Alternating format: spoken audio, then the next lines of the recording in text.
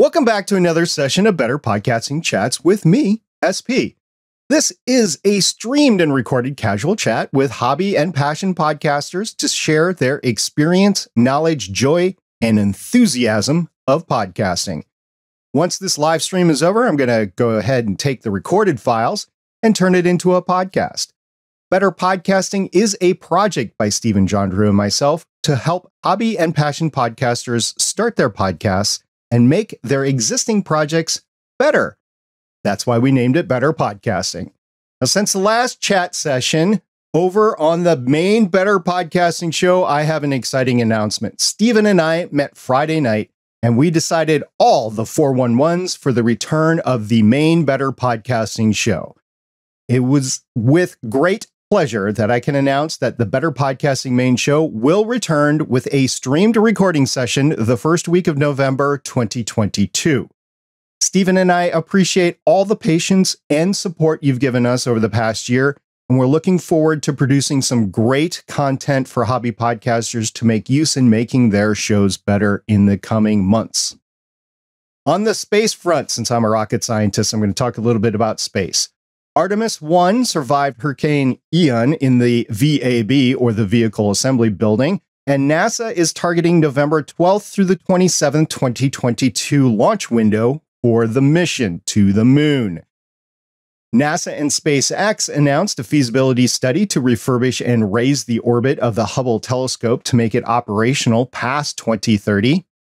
And Crew 5 is readying for launch to the International Space Station on Wednesday, October 5th, 2022. So I'll review that next week, along with any notable activity from the SpaceX Starship program. I'm excited to see my friend Kel back on Earth when Crew 4 returns to Earth. In other podcast news, the GonnaGeek show made a triumphant return last night on Monday, October 3rd, 2022. So go check out that episode when Stephen releases it for more information on the future of the GonnaGeek show. On Legends of S.H.I.E.L.D, we're coming into the home stretch of covering She-Hulk Attorney at Law, and we're reviewing Thor, Love and Thunder after that series is completed. And if you're into bad movies, I guested on a new show to the GonnaGeek Network, but it is a long-standing show called Smoking and Drinking in Space. We covered the 1989 film Slipstream with Mark Hamill and Bill Paxton. And that episode will be available Friday, October 7th, 2022, or at least that is what Jason and Rob tell me. In case you are new to Better Podcasting Chats with SP, which is this show right here, if you are a hobby or passion podcaster, I am interested in chatting with you. And if you want to schedule a time to chat with me about your podcasting experience and your podcast, please send me an email to stargatepioneer@betterpodcasting.com, or you can send me a DM on Twitter or Discord, and we'll arrange a date to have you on. In case you don't think this applies to you, if you're hearing my voice right now, it does apply to you, and I'm excited to chat with you.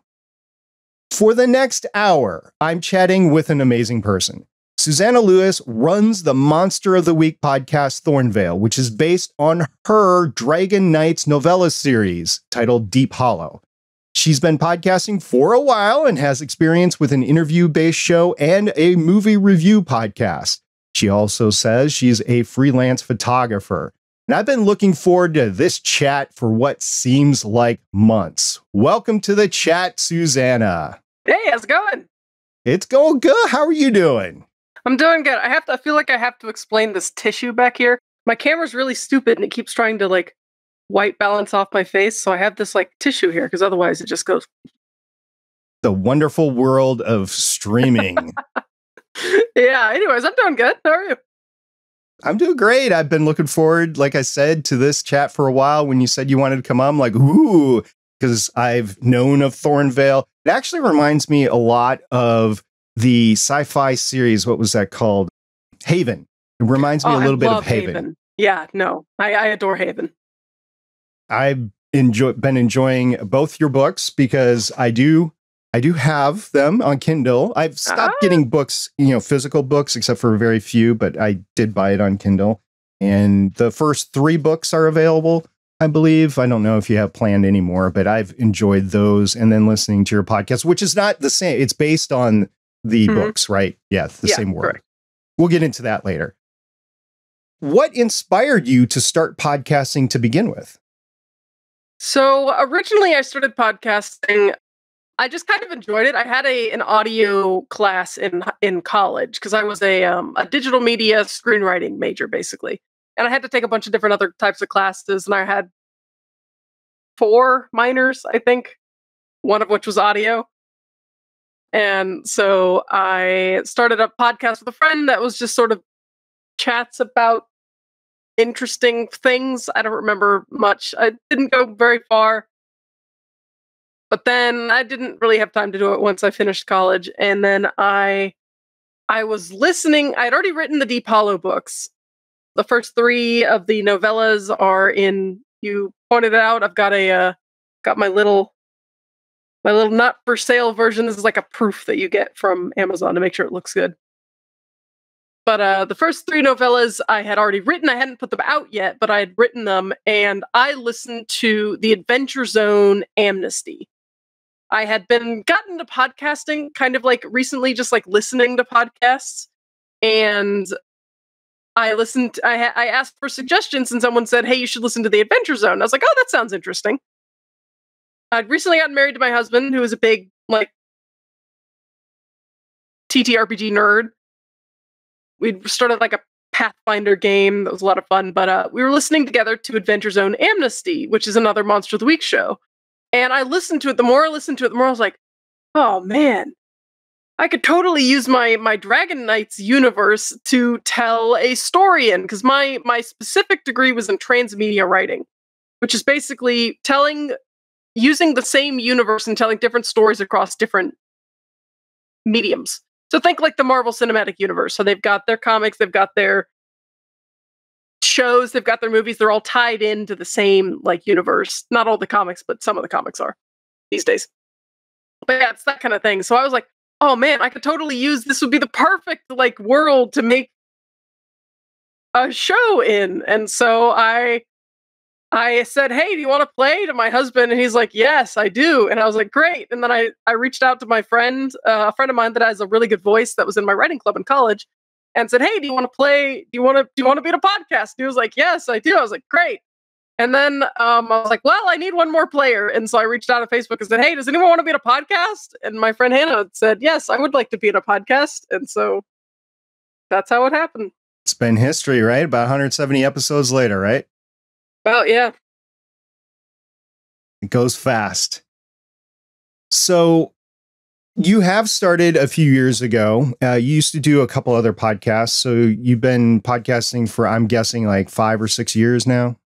Yeah, I'd say that. Thornvale's been going for over 3, so. Okay. I started some less long-lived ones before then. Okay. How has your show improved over time? Well, I think honestly, most of the improvements have been in how good we are as players and GMs. So I've gotten better I've always been pretty good at thinking on my feet, but I've gotten better at that sort of thing. I've learned more how the players will react to things, so I can kind of predict what they're going to do. They still throw me for a loop sometime. I had to rewrite an entire arc in 15 minutes in between episodes because someone did something crazy and I couldn't have seen it coming, but that's what you got to do, you know? And then they've gotten to be much better role players as they've gone on, because my husband was the only one who'd ever played anything when we first started. And so Hannah and Wesley, the other 2 members of the crew, had never done anything before. So they didn't know like how to be role players, but they've gotten much, much, much better. And honestly, and our like equipment kind of sucked at the beginning. Not mine, but Hannah's and Wesley's were both not the best, and they've gotten better equipment as we've gone along. So it sounds a little bit better, but honestly, past like the 12th episode, it sounds about good enough anyways. All right. So you mentioned a couple of things I want to follow up on. First of all, is you weren't a role player first. You were a podcaster first that became a role player to adapt it to a podcast. Yeah. Well, I started some shorter lived podcasts at first before I had graduated from college, before I got married. And then after I got married, my husband was talking about how like, "Oh man, you know, I'd really like to play a game because I've been able to play in college." And I was like, "I can figure out, I'm a writer. I can figure out this GMing thing." So, and then a couple of months later, then we started Thornvale. Okay. And then the equipment, do you play in one singular room or do you guys connect over the internet? So my husband and I are in one room, and we have an H4n little recording device with 2 mics that we hook up to each other. So we're all on one track. And then the others, they record in their 2 separate other places. So Wesley lives in Virginia, and Hannah lives in Pennsylvania, and my husband and I live in North Carolina. So we're all over the place. So do you record, or do they record on a hardware recorder, or do they record straight into their computers? They both record straight into their computers. I believe they use either Audacity or Reaper, one of the 2. Okay. Have you ever had any problems with their audio? Only when we don't have we have some wild stories of our podcasts getting screwed up because some settings were wrong. One time, so if you've ever seen like an H4n recorder, it has the one that I have has a button that goes to the little mic that's on the front of it. And then it has 2 little things on the bottom of the machine that go out, and those are where the cords go. And there's a button that says you can record on the front, on the top thing that isn't very good, or you can record through the XLR cables on the bottom.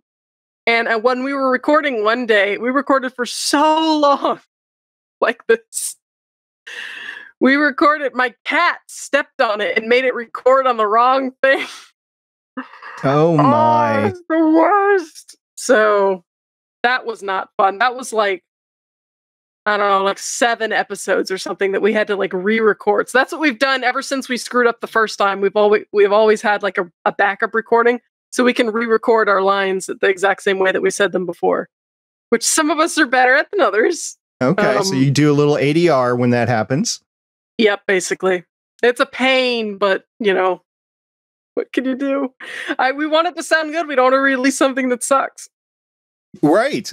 I'm the same way. I'm like, if I want to release something, I want to make sure it's as good as I can make it. Sometimes you just have to go with what you got. You're like, this is all I've got. One time, no kidding, I used like the 8th backup recording and it sounded okay, but it was everybody like on one track or whatever. I'm not kidding. I used like the 8th backup. I had 8 different things recorded and I had to go to the 8th backup. And then also on Legends of S.H.I.E.L.D., everybody on that show, except for me, has cats. And every single one of those cats has managed to either intrude in a recording, because we do video, or screw up, like eat cords. So there's been headphone cords, there's been microphone cords, there's been power cords that have been chewed by the cats. So sometimes during the episode, somebody just goes blank and you're like, what happened? And we get a text, the cat chewed the power cord to the computer. Like, is the cat okay? That's terrible. Yeah, is the cat okay? Cats don't like cords, which is nice, but they will step on my H4n and cause problems. Normally, they're just like, they just hang out and they'll sit like behind us on the couch where we record. And that's not that, we don't really care about that, you know, like we're fine. They like to hang out with us. We have like an obligatory like cat selfie that we take and we put on our Discord channel, you know, whenever we're recording. So Chris, my co-host, one of my co-hosts on Legends of S.H.I.E.L.D., it's gotten to the point where he had to put his computer on top of his desk right next to the microphone. And he's been having to do some amazing things to try to make that sound go away from the fans of the computer and everything. It's been a real struggle, all because his cats will chew the cords. And it's not just his, both Haley and Michelle's cats have gotten some of that issues as well. All right. So you have improved through just learning how to role play, learning how to improv, act a little bit, play the games and that sort of thing, as well as get better equipment over time. Yeah. All right. So how did you learn how to podcast? Was it in that class that you took in college? Was that it? Not really. I mean, I learned how to edit, like audio edit there. But like, I don't know, I just kind of figured it out, you know? I started doing like a kind of a talk show type thing where I like took people on and talked about the thing that they were like interested in or whatever. And like I said, it was fine. It wasn't that interesting. I put it on YouTube, which is not the place where you put podcasts, but whatever. Well, that's debatable. Well, yeah, I mean, like, I didn't learn about like Anchor until like a long time, which is what I use now, which is the reason that we started it, because I was like, hey, I can do this for free. So that was kind of why I started. You used to be able to do it for free, but it was through a lot of, you had to be technical in order to do it. I'm not that technical. Yeah. Now with Anchor, you can just go ahead and do it. Yeah, easy peasy. So yeah, I kind of just figured it out. Like I listened to a bunch of different podcasts, and I like I said, like I started off listening to the Adventure Zone, which I wanted to listen to more like Monster of the Week. And this was before Monster of the Week shows like blew up. Because after the Adventure Zone, after the Crit Show, Monster of the Week shows kind of blew up, and now there's a bunch of us. But for the while, we were like one of 3, maybe. Now there's a ton of them out there. I think we're still one of like maybe 3 or 4 of them that are weekly. Most Monster of the Week shows are bi-weekly, but I went and listened to the Crit Show and immediately realized that they played the game better. And like cared about the rules and stuff, which is fine because like I love the Adventure Zone, but like saying that they're playing Monster of the Week is a somewhat loose description. I reached out to the keeper of, that's what they call the GM in Monster of the Week, is the keeper. I reached out to the keeper of the Crit Show, Rev, and not expecting him to respond to me, but I said, hey, do you have any advice for someone who's just starting out? And he said, yeah, let me get into a Skype call with you. And I was like, oh, cool. So we chatted for a little while, and he was like super sick. And so it was so sweet of him to come on and talk to me. And he gave me some really good advice for keeping for my first time, being on a show. And it was really cool. Shall I address you as Keeper Susannah from now on? You can. It's my Twitter handle, so you may as well. But no, you can just call me Susannah. You said you are weekly. Mm-hmm. Is it 50 shows a week? Or a year? Is it 40? Do you take weeks off, or is it literally every week? The entire time that we have been going, we have missed 1 week. 1 week, because literally the entire crew had COVID at the same time. And no, we couldn't pawn it off on anyone to help us edit anything. So yeah, we just couldn't do it 1 week, but it has been every single week except for that 1 week where we missed it because we were all very sick. You must have started like right before COVID. We started in 2019, so May of 2019. A year earlier. Yeah. So canonically in the show takes place in 2019, and then it just turned over into 2020. But we're just going to ignore all that stuff that happened in 2020, and it'll be a less sick place, but no less horrible. Well, it was interesting because one of the shows I was watching was Last Man Standing, and they came back. That is a whole thing on shows getting rescued and stuff like that.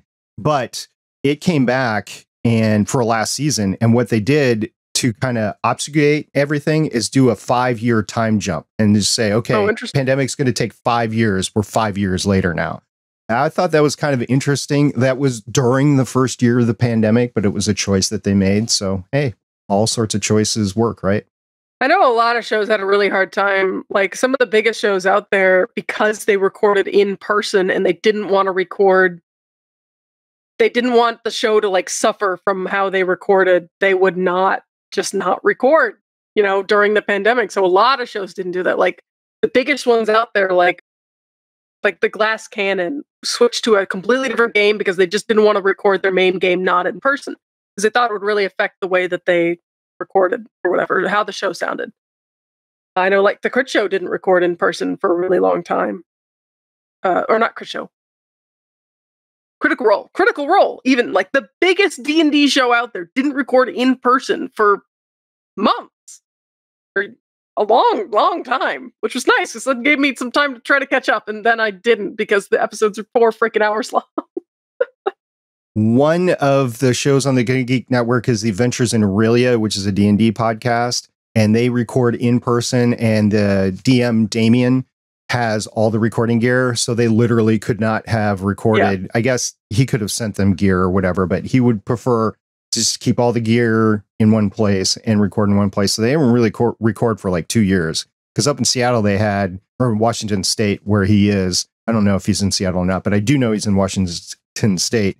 They had really strict rules about get-togethers, so they really couldn't get together and podcast for quite some time. Yeah.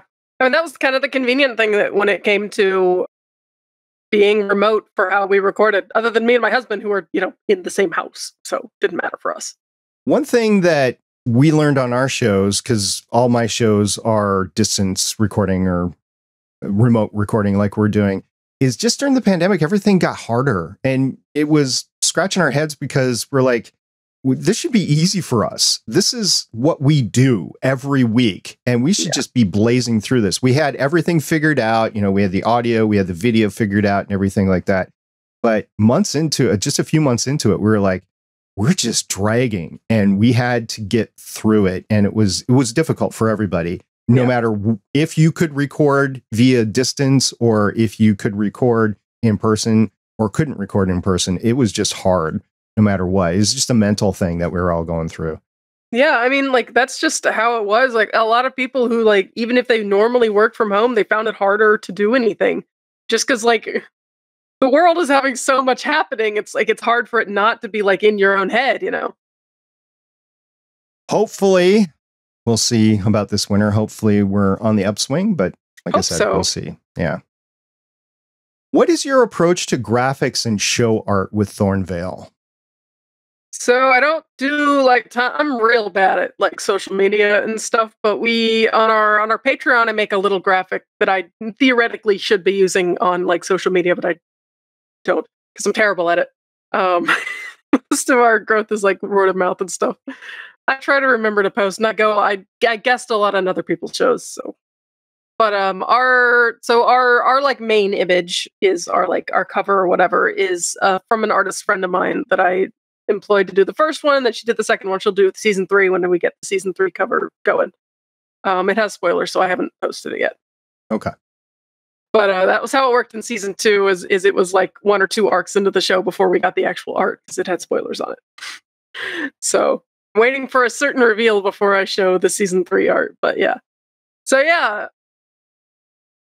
Is the reveal going to happen if your players choose to go another path? Oh, they'll find out eventually. Okay. It's just how it'll go. They'll figure it out. It may take them a little longer, a little shorter, but they'll figure it out. Depending on which sort of things I throw at them, So but they'll figure it out. They're on the right path. They keep saying things. They keep saying things that are so funny to me because I know where the story is going, and they keep saying things that are hilariously prescient, and they just don't know, and it's so funny. So do you have to keep that all internal, or do you talk to other keepers and you're like, oh, I can't wait till they get here? No, the only people I know that are people I could talk about it with are other people who listen to the show. So you don't want to spoil it. The only person I can talk about it is my mom, because she doesn't listen to the show, but she likes to learn about it. I can't talk about it with my dad because he listens to the show and likes it. But my mom just doesn't like tabletop RPG stuff, so she's happy that I'm doing the show, but she doesn't really care to actually listen to it. So I can talk about it with my mom, and she's about the only one. But other people, all my writer friends listen to the show. It's very inconvenient that my show is so successful. Well, it's just you and me right here. You can talk to me about it. Nope. Nice try. My dad does that too. He'd be like, you can just tell me where things are going. I'm like, no, I'm not going to do that. Sorry. Actually, I love to be surprised. So I wouldn't want. Matter of fact, whenever I interview somebody on a television show or whatever, I am very careful to steer away from questions that might lead to spoilers. And if I ever interview somebody that is known to spoil stuff, I completely keep it bland and honestly don't talk about the show at all. I talk about other things in order to completely not spoil myself. And it's worked so far.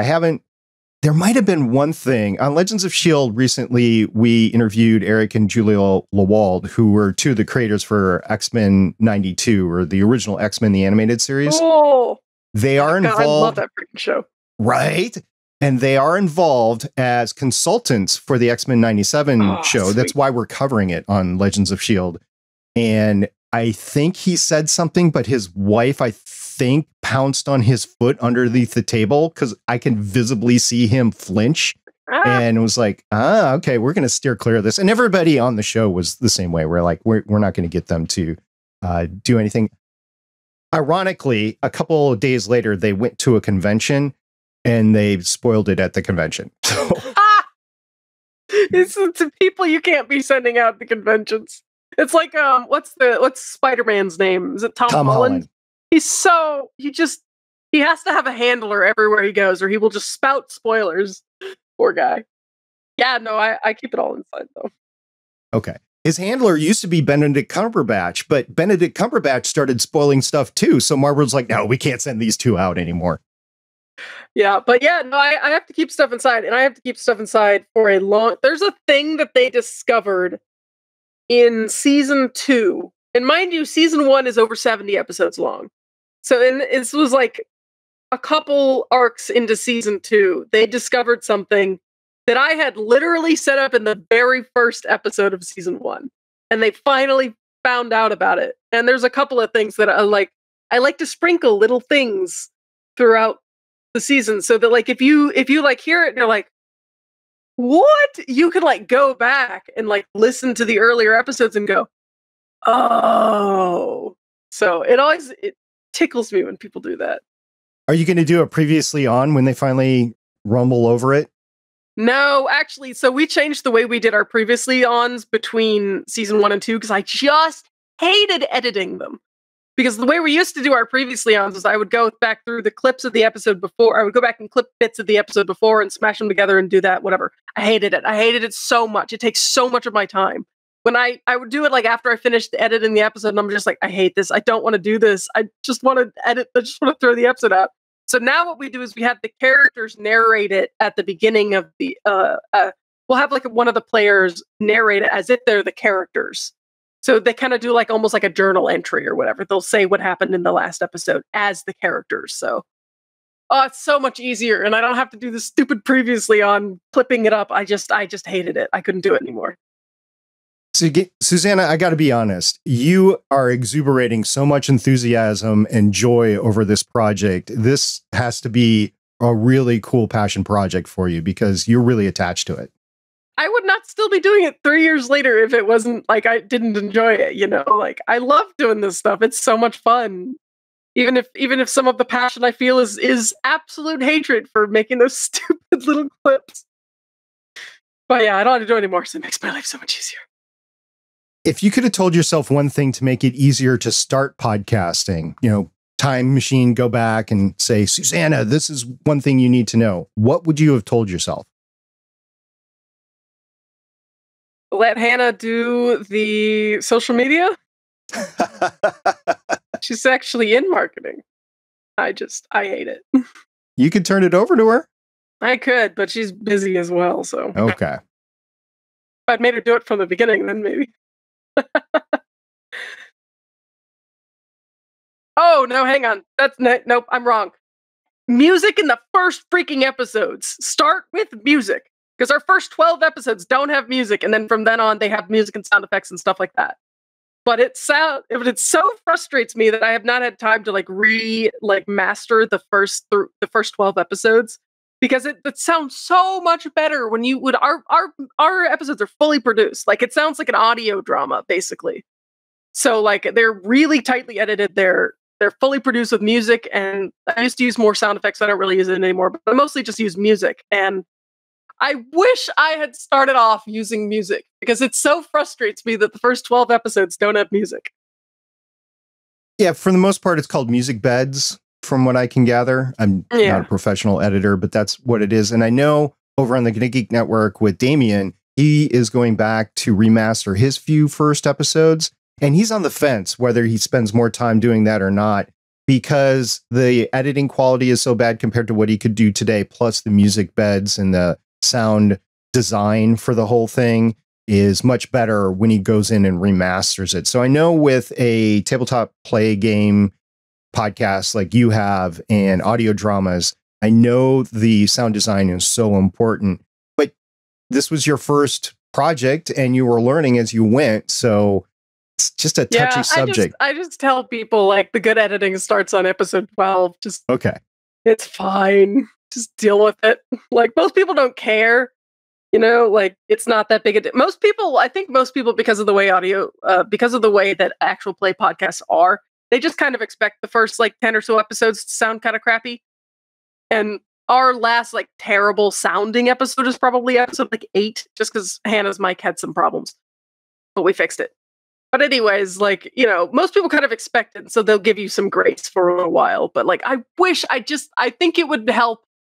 It would help, you know, hook more people in sooner, you know, but it just frustrates me that I don't have time to finish it because I started a business, so now I don't have time. I don't like free time anyways, but it would be nice to have time to finish that. I know. I used to, or I still do. We had episode 50 of the Better Podcasting main show, had a bunch of golden rules of hobby podcasting, one of which was don't do more than 2 hobby shows a week because you're just not going to have time for it, because you have to have time for life, plus your podcast, plus promotion, plus planning out new episodes and stuff like that. So more than 2 is stretching it. And definitely with like an audio drama or a tabletop play podcast or playthrough podcast, that takes so much time. Yeah, I would say it's a lot of editing. I'm amazed that you do it weekly. I'd be like every other week. We don't just do weekly. We have 2 shows a week.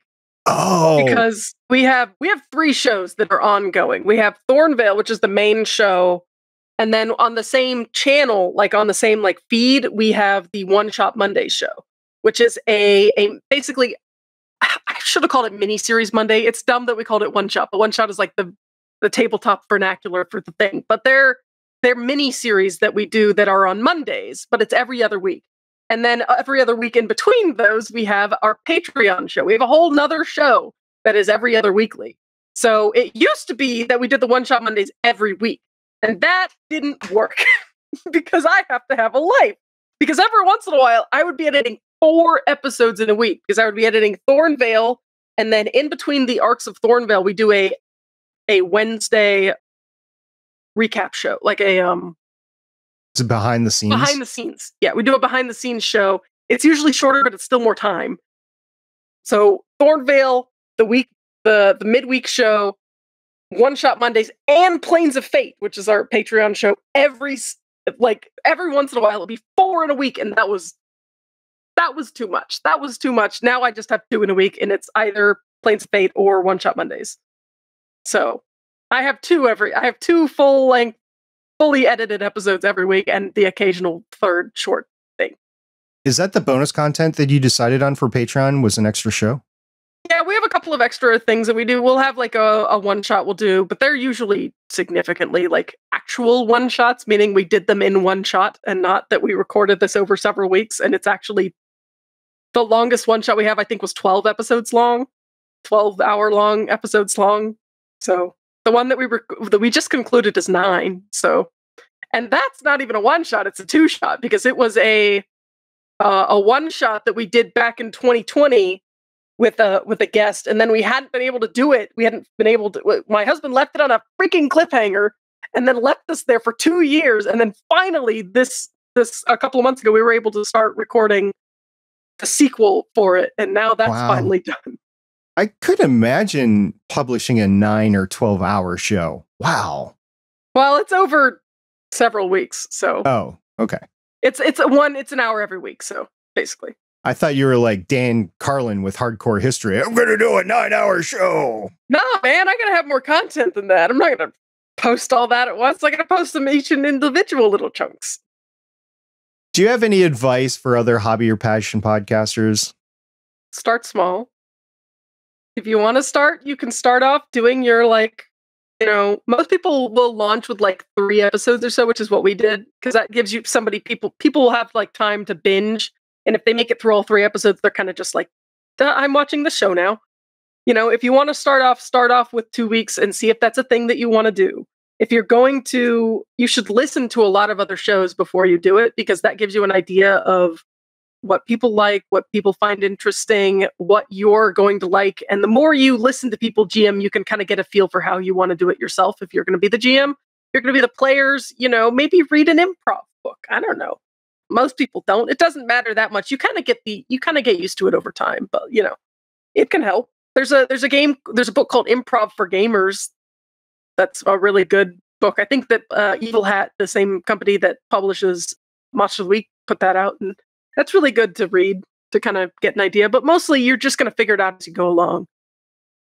But yeah, if you want to do this as a podcast, I jumped into it knowing that this was kind of what I wanted to do, and I had the time to do it because I was a freelance photographer at the time. I had time, and then of course during the pandemic, I was nothing because nobody needs a photographer in an apocalypse. So, but then I started a home business, and now I have an editor that edits the first like pass of it, and then I do the music edit, which takes a long time too. So as far as cameras, are you a Canon person, a Nikon person, a Panasonic person, a Sony person? What's your preference on a camera body? I like Nikon. I've been really wanting to switch from a DSLR to a Mirrorless? Mirrorless, yeah. I've been wanting to try switching from a DSLR to a mirrorless just because they tend to be more compact, they're more lightweight, and I think that would be really convenient. Somebody that we've had on the show before, Amos, he is also a photography enthusiast, and he does a monthly show about photography. And one of the things he said on the show, because all these companies are getting away from DSLRs, is that if you're shooting video, the newer DSLRs just go mirrorless anyway. They go straight to the sensor. They don't use the mirror when they're doing that. So if that's what you're using 50% or more of your camera for, why do you have a mirror in there anyway? I thought that was an interesting way to look at it. Yeah. I'd like to get like a full frame because I've been on a 3/4 frame for a while. That was what I used most of the time, but I want to get on like a full frame, like really nice, like mirrorless. That's kind of what I want to stick with. And it just seems like it seems like people are going towards mirrorless anyways, so I want to be able to like still buy stuff for my camera, Yeah. Yeah. I haven't gotten one yet, but I definitely want one, put it in the studio and everything. I got a Logitech Brio 4K webcam this year, so that was my upgrade, but eventually I'll go with mirrorless. Like, I don't know, I've been eyeing a Sony A6400 for quite some time. Yeah, I was looking at an A7, I think, the last time I was looking at. A7 III? I think so, yeah. Yeah, that's and that was what I was looking at. Yeah. But then I had to buy something, and so I didn't buy it. Right. To pay for like a car or something, and I was like, I'll wait for a little while. That's what happened. My daughter ruined a car, so I had to buy a new one. That'll do it. Do you have any gripes with the podcasting industry as a whole? Not really. I mean, I don't really know. I mean, I kind of have my own little I have the Cast Junkie community of podcasters. I would love to get more than we have a lot of actual play podcasts. I'd love to have more other variety of folks in there for us. That'd be cool. But like that's just our little community, But like I don't know. If I thought about it, I probably would. But I just kind of do my own thing. I don't really think about what other people do very much. Have you ever been to a GenCon or a podcasting conference? I went to GenCon. I wasn't able to go this past year, but I was able to go in 2020, and oh my god, I had so much fun. It is fun. I have never had so much fun in my entire life as when we went to GenCon. This year, hopefully this next year we'll be able to go. If not, we'll go to DragonCon. But yeah. I was fortunate enough at GenCon's 50th anniversary GenCon that they allowed me to do a podcast panel. So I was the podcast panel at GenCon 50. It was really fun. We were gonna in 2020, we were gonna like really focus down on like going to cons and like, getting our name out there that way and maybe running some games for people. And then 2020 happened. Yeah. I went to 2021 GenCon, not 2020 because they canceled it in 2020, but I wasn't able to go to 2022. I had some friends that went this year. I would have gone except for my son moved that weekend. Literally, I was driving past Indianapolis while the convention was going on and was like crying. Oh, that's so sad. Yeah. I waved hi at them and cried at the same time, knowing that they were having fun playing games and stuff like that. Yeah, we had some medical stuff we couldn't go through this year, but we decided we had our own like GenCon like kind of pity party where we had a lot of fun. We went to Hannah's parents' house in Pennsylvania and hung out, and we played games all weekend long, and we went out on their like range and we shot guns, and I learned that you shouldn't brace a rifle against your collarbone. Yep. But yeah, it was super, super fun. Okay. So, and we even had fans because her sister and her sister-in-law and dad were there, and they're big fans of the show. So they were like, "Oh my Nice. gosh, we get to meet you guys in person." I was like, "Oh, that's weird." Cody Goff, who used to do the Curiosity Daily podcast, and before that, he did some hobby podcasts that were part of the GonnaGeek network. He, with his college friend and roommate, they get together every year. I'm trying to remember what they call it. It's something con. They get together every year, and like the 6 or 8 of them do a con all together in somebody's bonus room. Basically, they just spend the entire weekend in their bonus room. Yeah, we called it HannahCon. I'm trying to remember what they called it.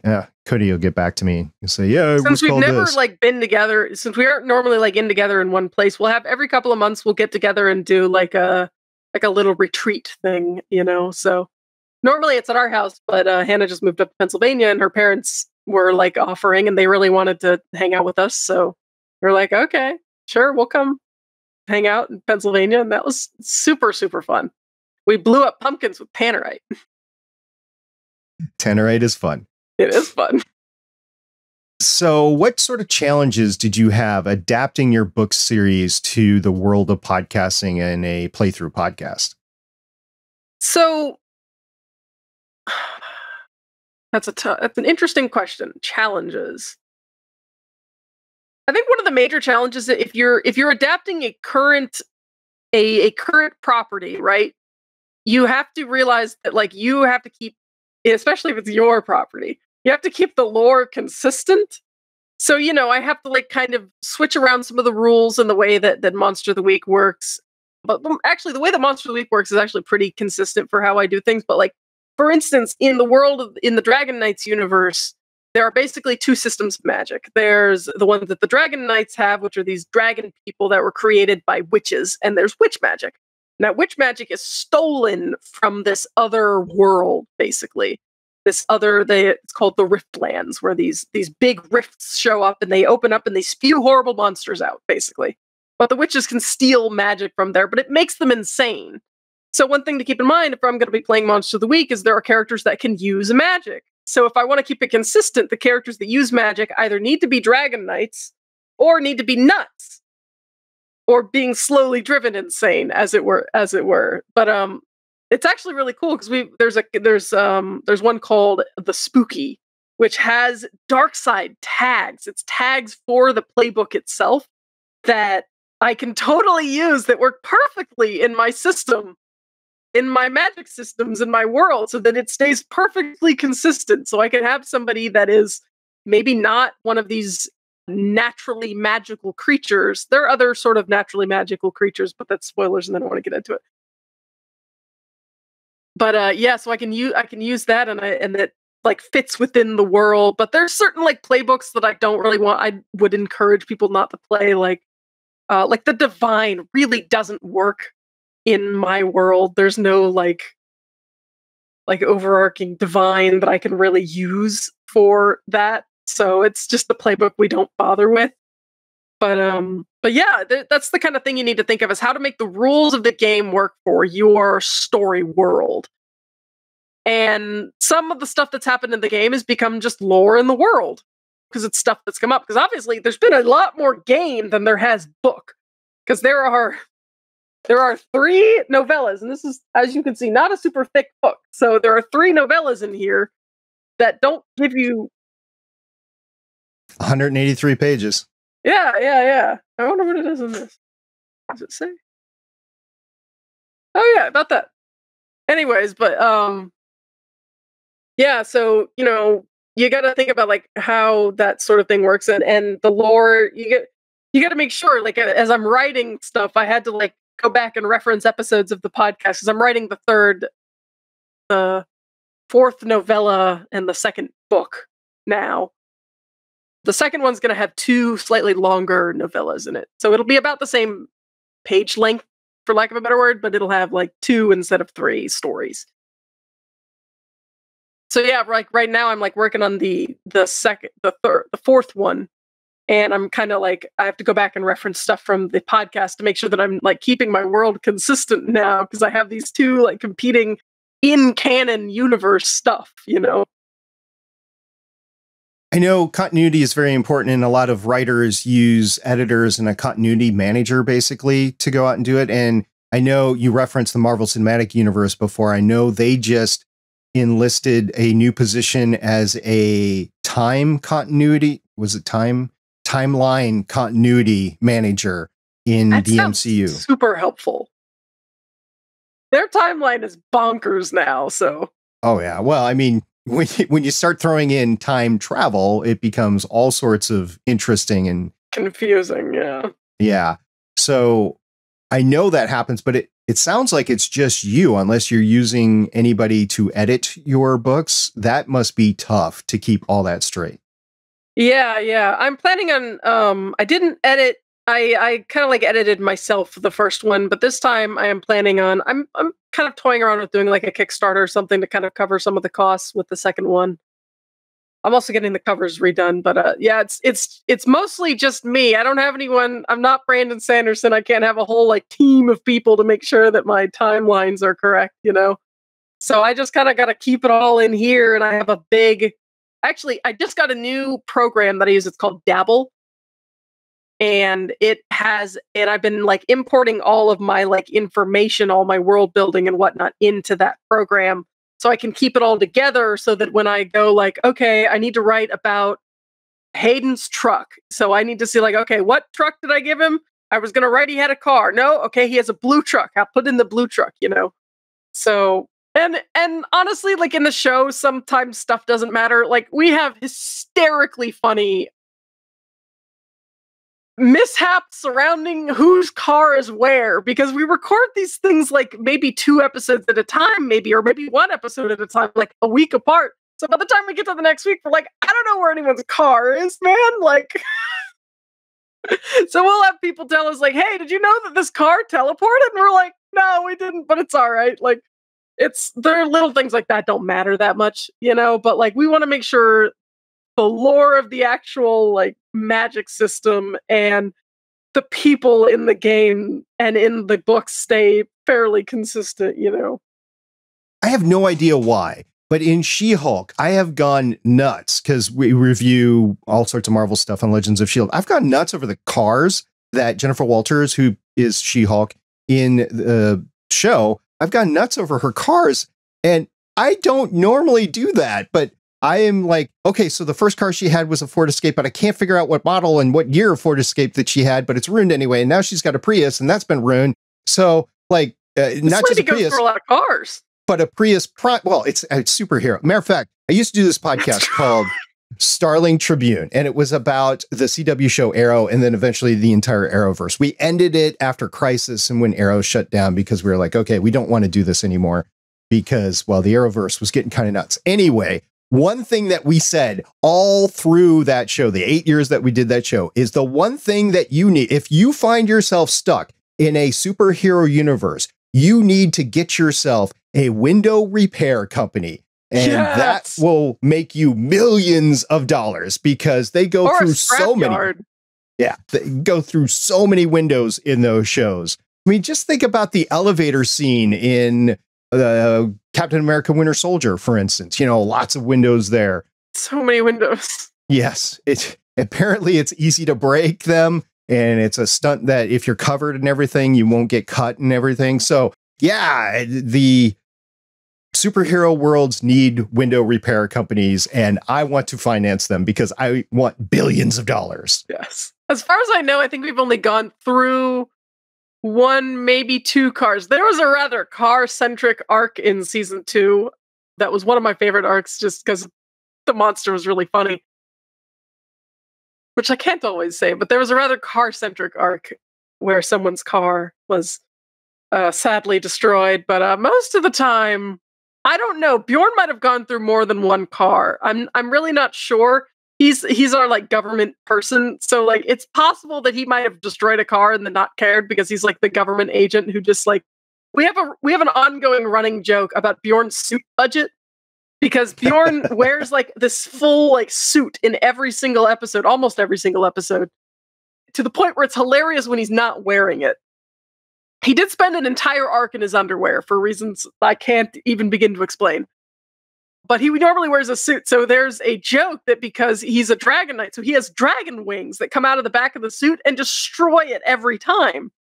And of course, he doesn't get it tailored because for a long time, like, now I'm going to stop there. I can't say that it's spoilers. Anyways, but he doesn't get it tailored because, like, you know, nobody knows. So, like, we have a joke that he has, like, a wild, like, suit budget within, like, his department, you know? I should have asked, do you watch She-Hulk at all? I have not seen it, no. The last Marvel show I saw was... I'm caught up to Hawkeye, I think. I haven't seen She-Hulk, and I haven't seen... what was the girl? The younger Miss one? Marvel. Yeah, I haven't seen Miss Marvel yet. Both, well, Hawkeye was good. Miss Marvel was good, Hawkeye in was my amazing. opinion. If you haven't seen She-Hulk, and did Moon Knight come out afterwards? I think Moon Knight's the one I'm caught up to, but I haven't seen the rest two. I've been really busy lately. I've been writing a book. I don't have time to watch anything. If you want to get into like weird costumes for like superheroes or supernatural stuff or whatever, watch She-Hulk. Okay. Do it because you'll get a glimpse behind the scenes of... I'll probably watch it eventually. Okay. I'm trying to imagine this like giant 7-foot tall lady trying to drive a Prius. Yeah, she is Jen Walters, which is just a mountain. Tatiana Maslany is the actor. She was in Orphan Black and won an Emmy for it.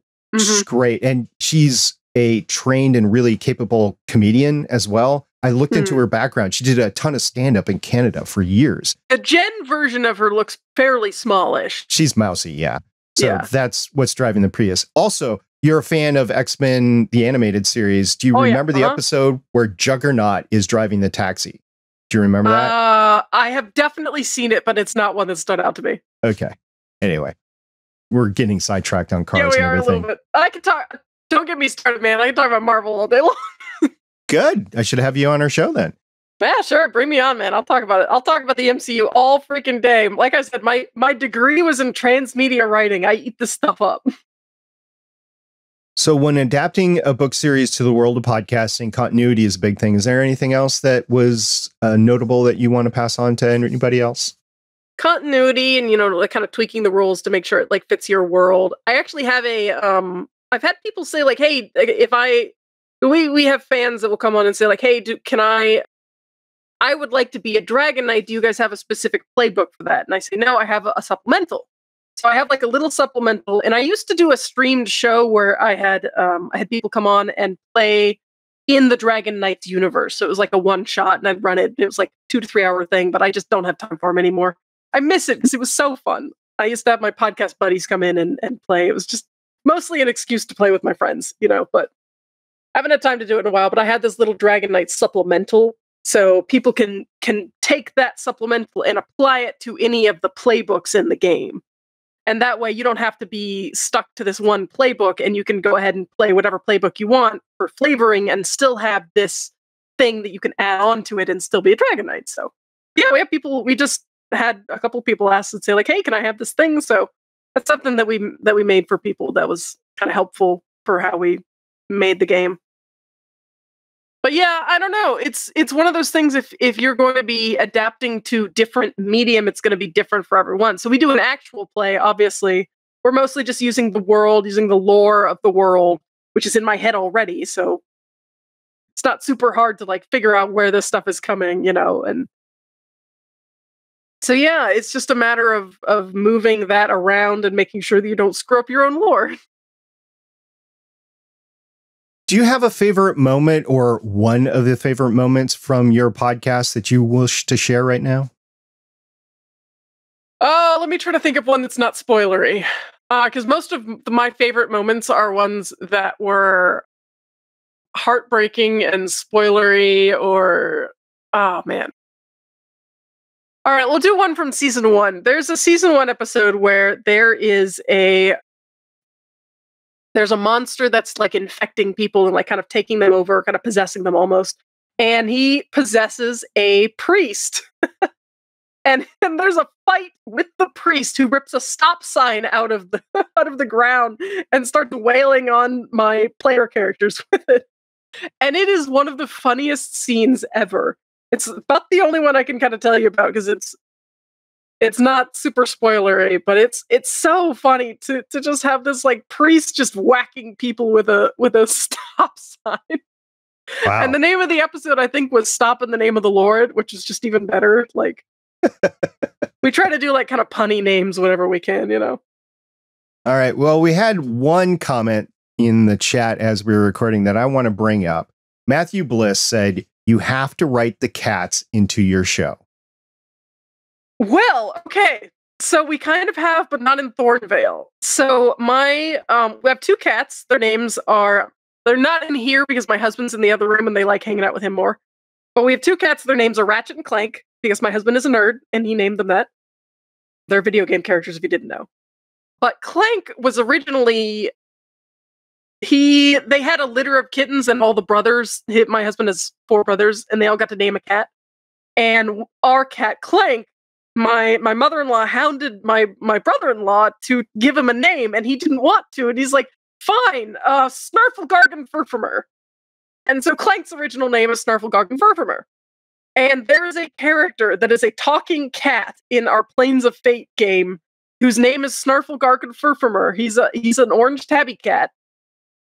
An orange little striped cat. I don't think that's tabby, but whatever. A little orange cat, and he talks exclusively in cat puns. And it drives me nuts. But it's the best thing ever. This is my husband's show. He loves puns. So I run the main show and my husband runs the other one.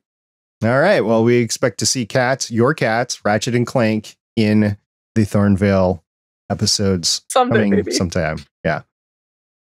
Well, thank you, Susannah, for coming on this chat with me. Where is the best place for our Better Podcasting audience to catch up with you and your content? Yeah, if you search Thornvale, it's spelled like that. You can find it basically on every podcatcher that you'll find Thornvale. It's everywhere. You can also find thornvalepodcast.com, which is Thornvale and then podcast. And you can find my Deep Hollow books if you search Deep Hollow by Susannah Eileen Lewis. My middle name is A-I-L-E-N-E Lewis, spelled L-A-W-I-S. But yeah, so you can find it that way, or you can just find it on the Thornvale podcast. There's a like support page or like extra stuff, so you can find all of our Patreon, our Ko-Fi, and my books on there as well. Okay. Any last thoughts? No, this has been a great time. I had a really nice time, so thanks for inviting me on. And if you want me to come talk about Marvel, I can do that. I think we'll arrange that. Let's stay on the line afterwards and we'll talk about it, okay? Good. Okay, thank you very much.